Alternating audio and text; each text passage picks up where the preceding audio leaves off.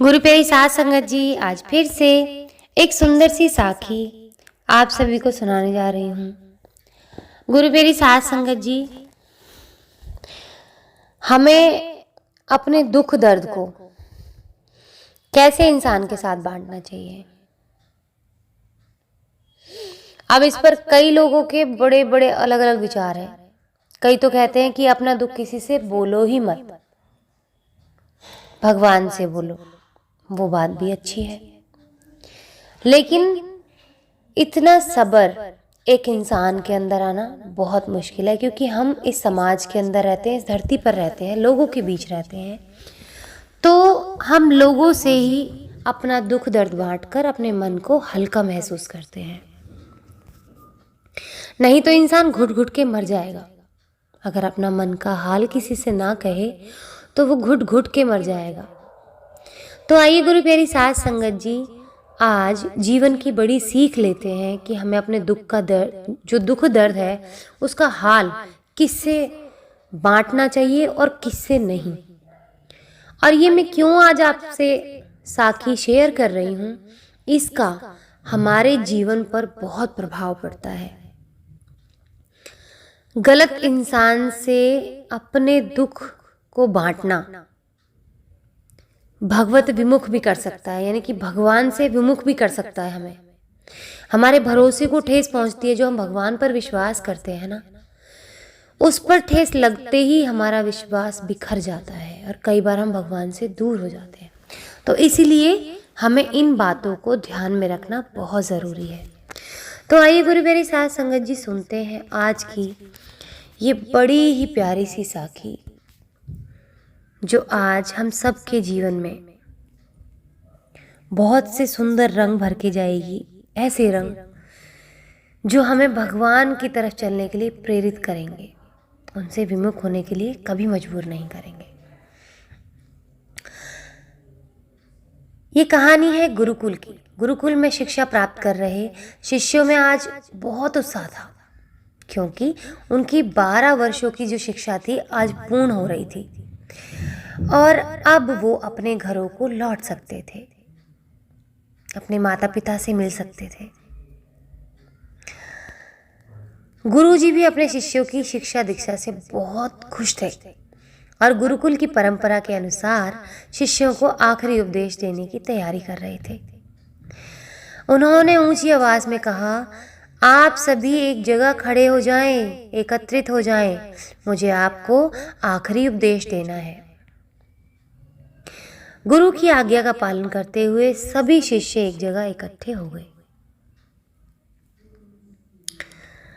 गुरु का आखिरी आदेश जो था, गुरुजी ने अपने हाथ में कुछ लकड़ी के खिलौने पकड़े हुए थे। उन्होंने शिष्यों को खिलौने देते हुए कहा, आपको इन तीनों खिलौनों में अंतर ढूंढने, यानी कि इनमें डिफरेंसेस ढूंढने हैं। सभी शिष्य ध्यानपूर्वक खिलौनों को देखने लगे। तीनों लकड़ी से बने बिल्कुल एक समान दिखने वाले गुड्डे थे। सभी चकित थे कि भला इनमें क्या अंतर हो सकता है। तभी किसी ने कहा, अरे ये देखो, इस गुड्डे में एक छेद है।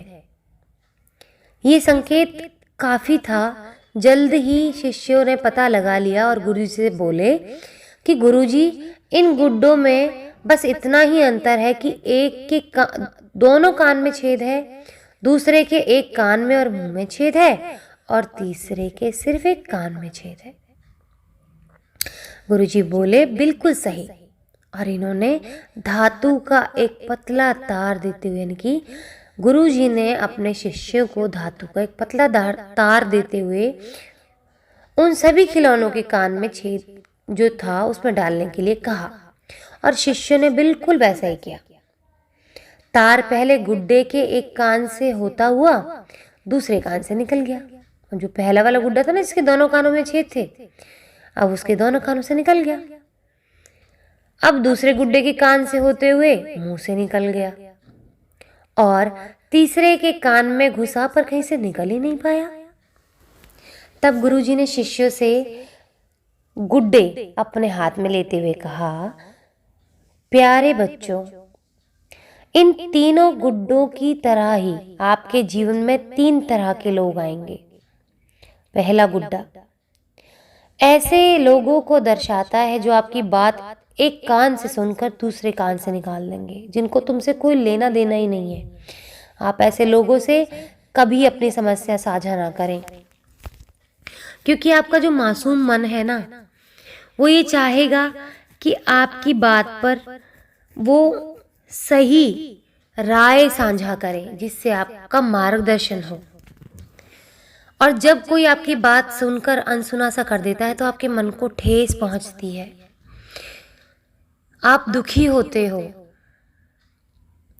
तो गुरु प्यारी साध संगत जी फिर दूसरे गुड्डे के बारे में बताया कि दूसरा गुड्डा ऐसे लोगों को दर्शाता है जो आपकी बात सुनते हैं और उसे दूसरों के सामने जाकर बोलते हैं। इनसे बचें और कभी अपनी महत्वपूर्ण बातें इन्हें ना बताएं। गुरुजी ने ऐसा इसलिए कहा कि अगर हम ऐसे लोगों से अपनी बातें शेयर करते हैं जो हमारी बातें जाकर दूसरों को बताएं, और वो बातें ऐसी थी जो किसी को बताने के लिए नहीं थी, हमने सिर्फ उनसे शेयर की ताकि हमारा मन हल्का हो सके, तो ऐसे लोग आपकी मासूमियत का फ़ायदा उठाते हैं, आपको दुनिया की नज़र में नीचा गिराते हैं, आपका मनोबल बिल्कुल तोड़ देते हैं। और जब हम निराशावादी हो जाते हैं, हमारे मन से आशा बिल्कुल ख़त्म हो जाती है, तो मन इतना चंचल है कि उस निराशा को इतने बुरे तरीके से आपके जीवन में घेर देगा कि आप उससे बाहर ही नहीं आ पाओगे, बुरे कर्मों में पड़ जाओगे, भगवत विमुख हो जाओगे। तो जो आजकल के बच्चे होते हैं ना, कई बार किसी की सुनते नहीं हैं, व्यसनों में पड़ जाते हैं, कहते हैं लोग भी तो बुरा कर रहे हैं, खुश रह रहे हैं, हम क्यों दुख में रहें, हमें अपना मन हल्का करने के लिए बुरी चीज़ों का सहारा लेना है। तो ऐसे ही हम बुरे व्यसनों में फंस जाते हैं, भगवान से विमुख हो जाते हैं और ऐसे पढ़ते जाते हैं फिर उन पाप कर्मों में कि बाहर आना मुश्किल हो जाता है, फिर 84 लाख योनि में फंस जाते हैं। तो देखिए, एक छोटी सी बात है जिसका हमें साधना है अपने जीवन में।